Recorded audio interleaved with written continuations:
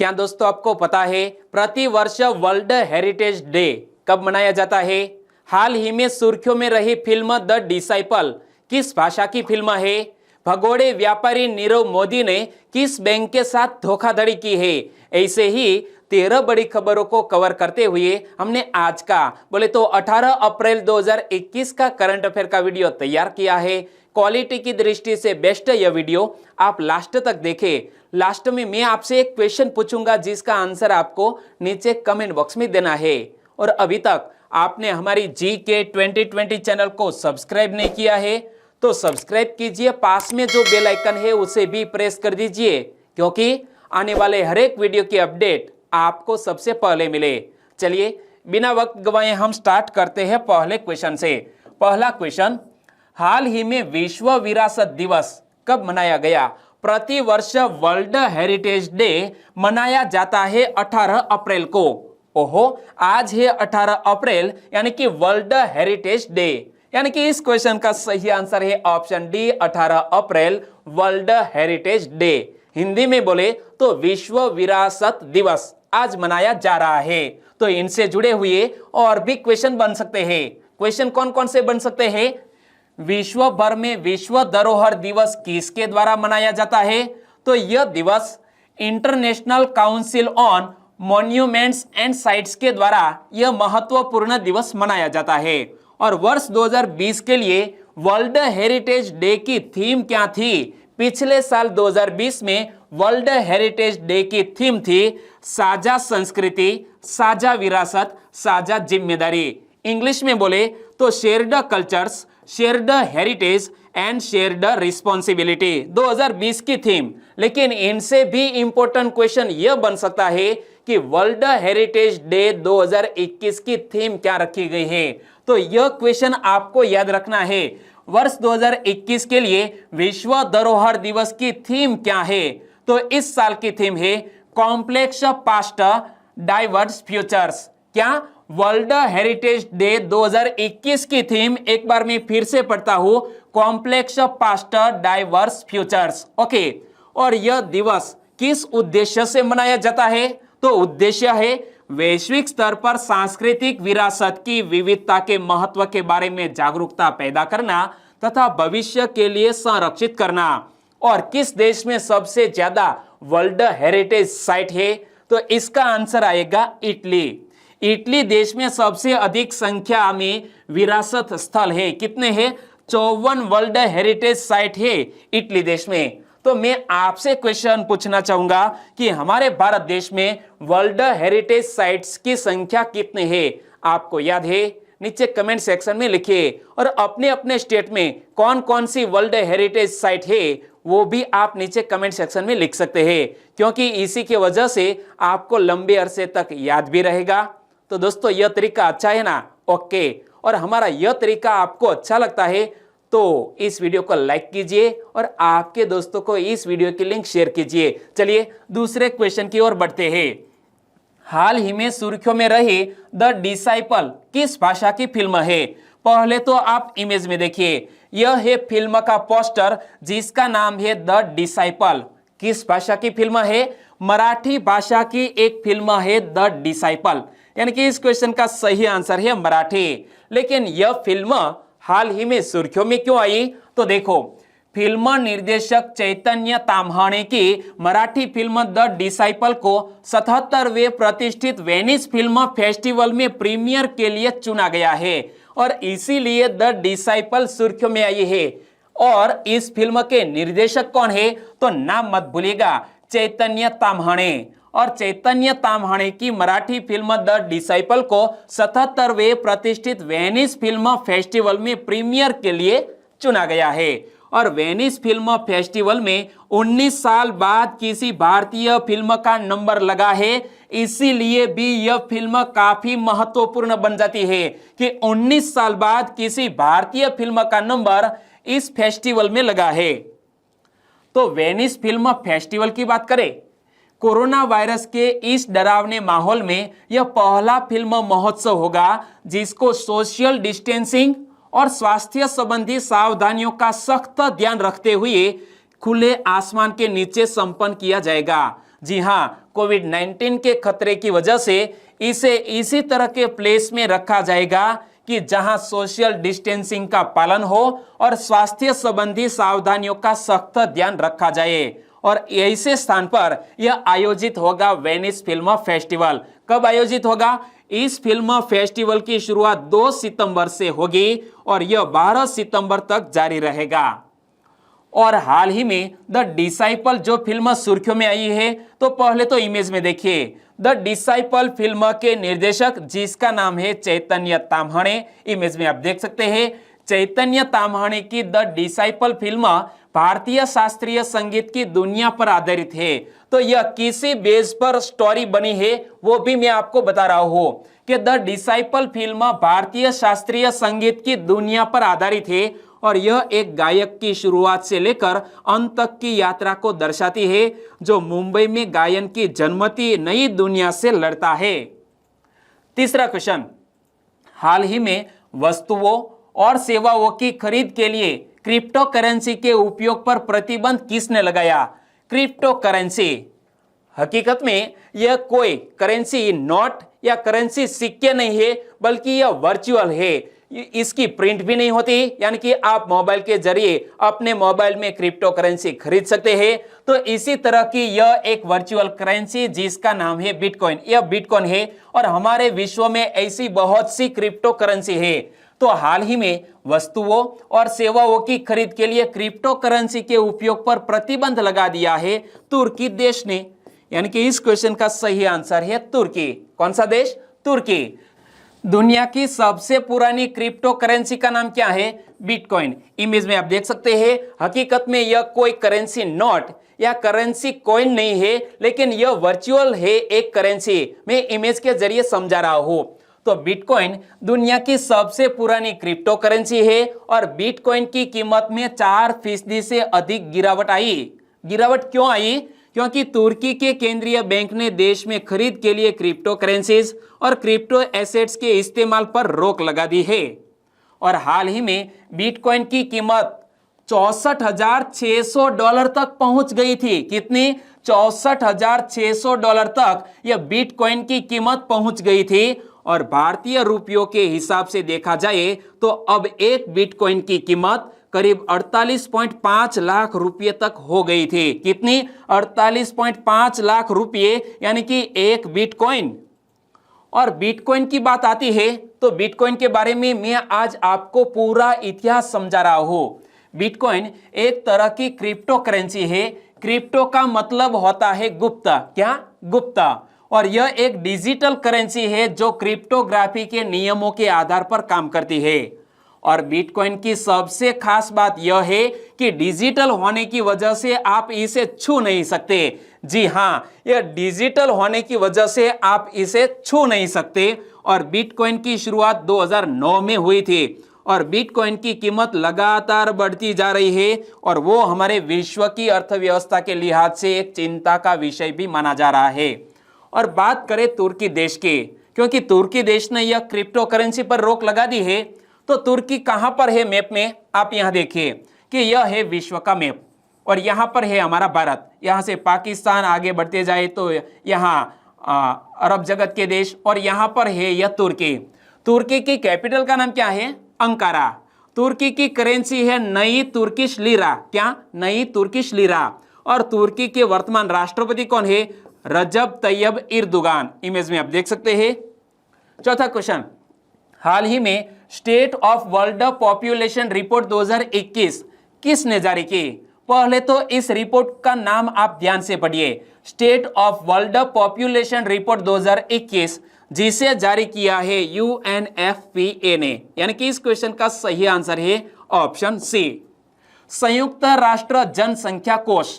Short में बोले तो UNFPA ने state of the world population 2021 report जारी की है। और रिपोर्ट यहां देख सकते हैं और किस शीर्षक से यह रिपोर्ट जारी की गई है वो भी एक क्वेश्चन बन सकता है। तो रिपोर्ट का शीर्षक है my body is my own. क्या? My body is my own. इसी शीर्षक से यह state of the world population 2021 report जारी की गई। और यह पहली बार है जब संयुक्त राष्ट्र की एक रिपोर्ट ने शारीरिक स्वायत्तता पर ध्यान केंद्रित किया है, जिसे हिंसा के डर से बिना आपके शरीर के बारे में या किसी और के लिए निर्णय लेने की शक्ति और एजेंसी के रूप में परिभाषित किया गया है। और जब यहां हम बात करते हैं संयुक्त राष्ट्र जनसंख्या कोष के, इंग्लिश में बोले तो United Nations population fund, short में क्या कहा जाता है, UNFPA। तो UNFPA संयुक्त राष्ट्र की यौन और प्रजनन स्वास्थ्य एजेंसी है और इसे वर्ष 1967 में ट्रस्ट फंड के रूप में स्थापित किया गया था। इसका परिचालन वर्ष है 1969 में इसे शुरू किया गया और वर्ष 1987 में इसे आधिकारिक तौर पर संयुक्त राष्ट्र जनसंख्या कोष इसी तरह का नाम दिया गया। हालांकि इसका संक्षिप्त नाम है UNFPA, यानी कि इसका पूर्ण स्वरूप नाम देखें तो जनसंख्या गतिविधियों के लिए संयुक्त राष्ट्र कोष या UNFPA का पूर्ण स्वरूप। तो इसका नाम इस तरह बरकरार रखा गया है।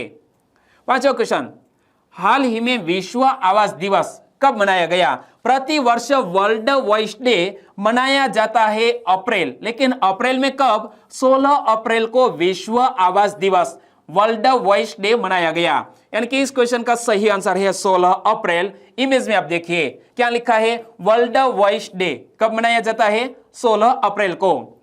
तो विश्व आवास दिवस यानी कि वर्ल्ड वॉइस डे सभी लोगों के दैनिक जीवन में आवाज के विशाल महत्व को प्रदर्शित करने के लिए हर साल 16 अप्रैल को विश्व स्तर पर मनाया जाता है।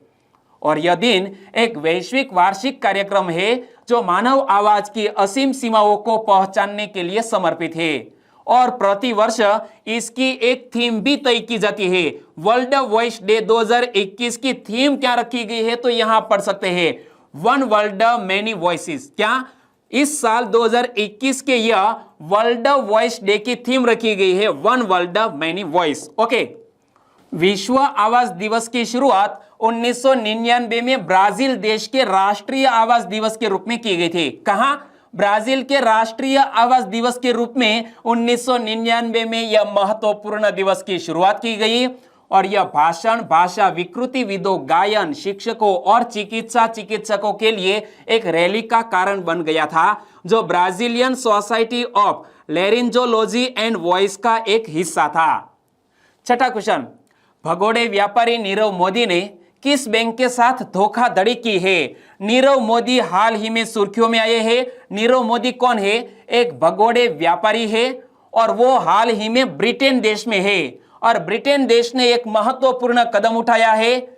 और नीरव मोदी के बारे में मैं आज आपको बताने जा रहा हूं कि नीरव मोदी ने PNB यानी कि पंजाब नेशनल बैंक के साथ धोखाधड़ी की और बाद में वो ब्रिटेन चला गया और ब्रिटेन सरकार ने एक महत्वपूर्ण डिसीजन लिया है, इसीलिए यह क्वेश्चन सुर्खियों में आया है। तो देखो, यूनाइटेड किंगडम बोले तो ब्रिटेन की गृह मंत्री कौन है? प्रीति पटेल। इमेज में आप देख सकते हैं, प्रीति पटेल ने नीरव मोदी के प्रत्यर्पण को मंजूरी दे दी है, प्रत्यर्पण को मंजूरी दे दी है और CBI अधिकारी ने इस बात की जानकारी दी और भगोड़े नीरव मोदी पर पंजाब नेशनल बैंक कौन सा?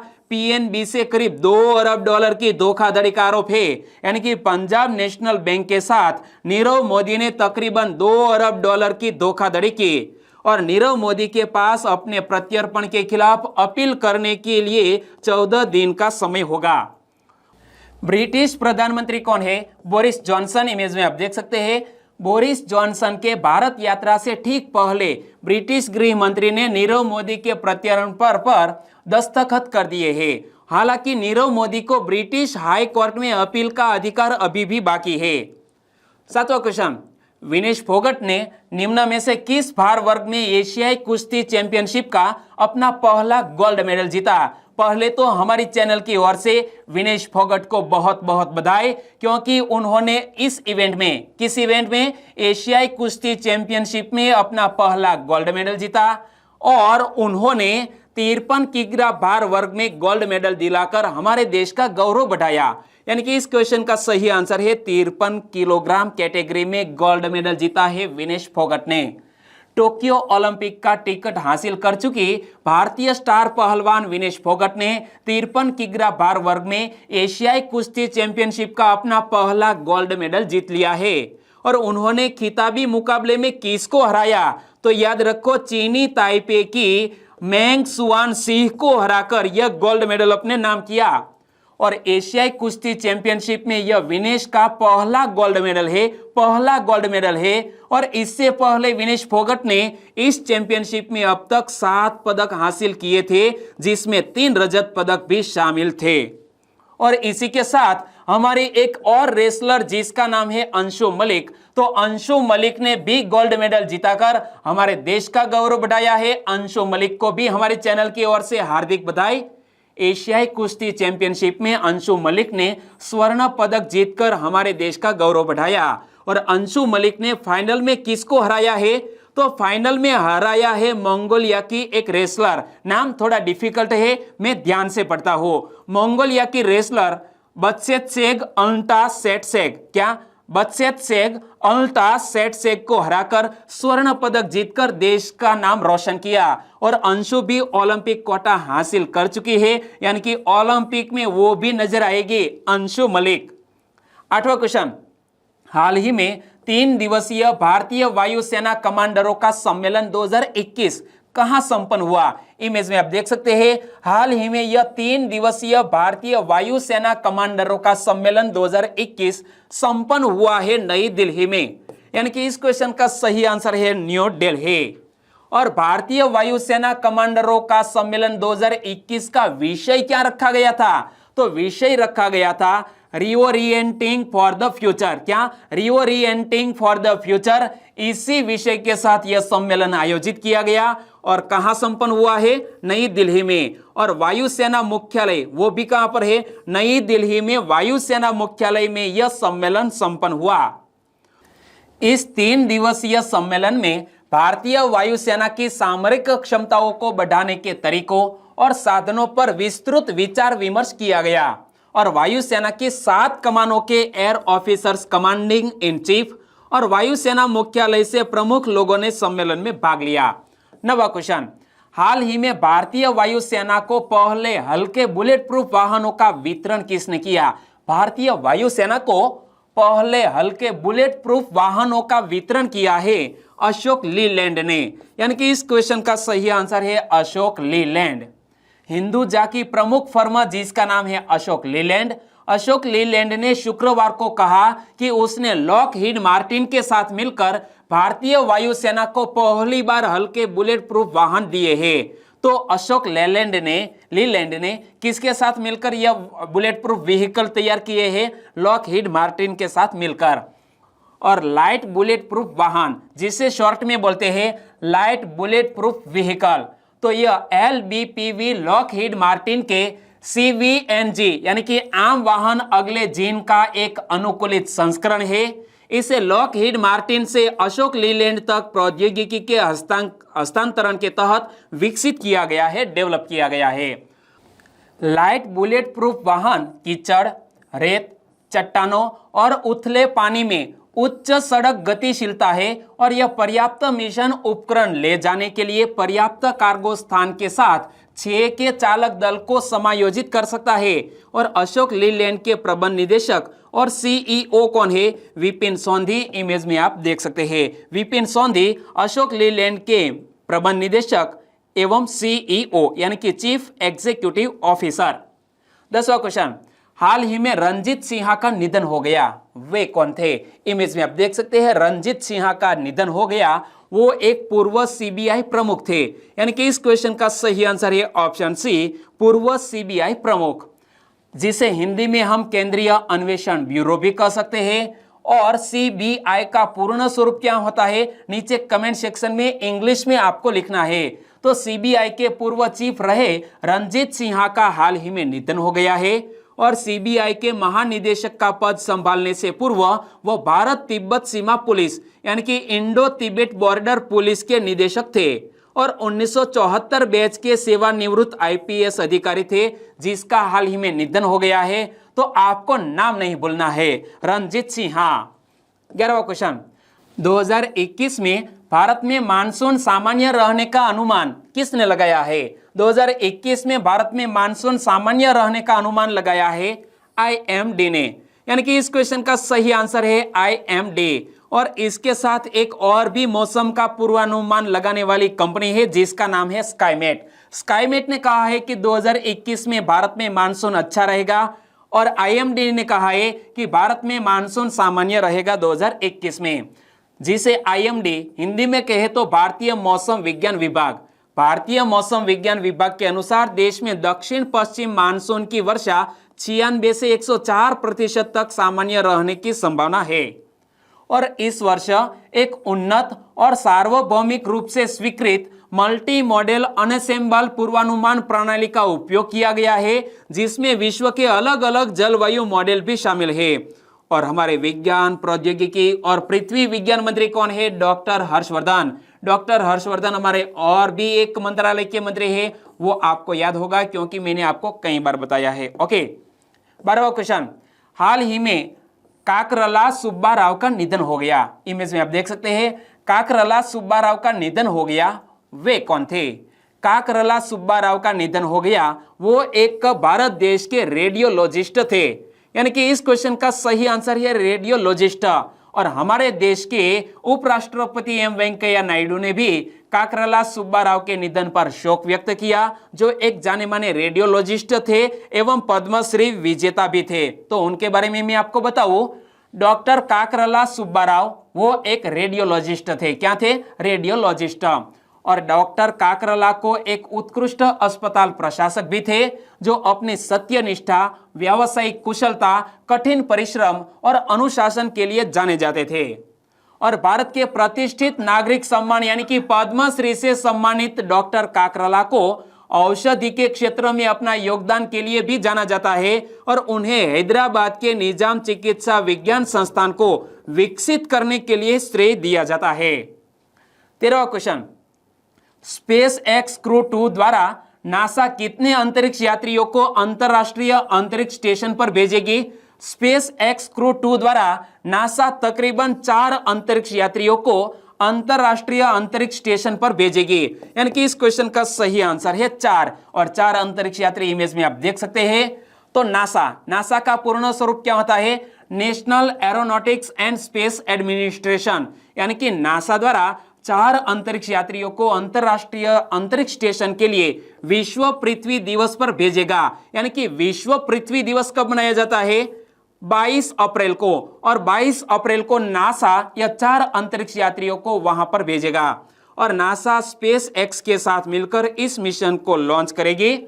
और स्पेस एक्स क्रू 2 की बात करें तो यह क्रू ड्रैगन स्पेसक्राफ्ट की दूसरी क्रू ऑपरेशनल फ्लाइट है और यह मिशन 4 वैज्ञानिकों को अंतरराष्ट्रीय अंतरिक्ष स्पेस स्टेशन यानी कि इंटरनेशनल स्पेस स्टेशन तक पहुंचाएगा।